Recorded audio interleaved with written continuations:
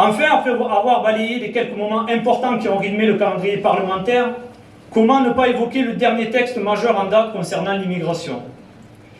Il s'agit là de la 29e loi en 30 ans sur le sujet, ce qui, après de multiples rebondissements, a vu le gouvernement céder aux idées portées par l'extrême droite et a fait voter le texte avant la trêve des confiseurs. Ce texte n'apporte rien de nouveau.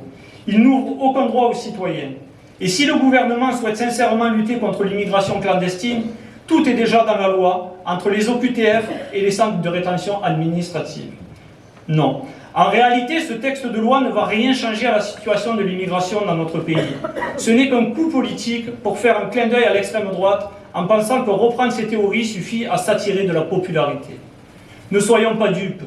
Et surtout, ne nous trompons pas d'adversaire, car il n'y a pas une crise de l'immigration en France, il y a une crise de l'accueil. Thomas Sankara disait « Celui qui aime son peuple aime les autres peuples ».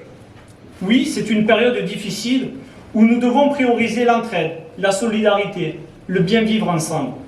N'oublions jamais qu'au-delà des origines et de la couleur de peau, il réside en chacun d'entre nous une commune humanité qui doit être respectée par toutes et tous. Et si d'aucuns ne sauraient être convaincus de ces arguments, je leur suggère d'aller en discuter avec quelques patrons. Et ils vous diront qui travaille dans les chantiers, qui récolte les fruits et les légumes dans les champs, qui travaille à l'hôpital ou dans les EHPAD et même à l'Assemblée nationale.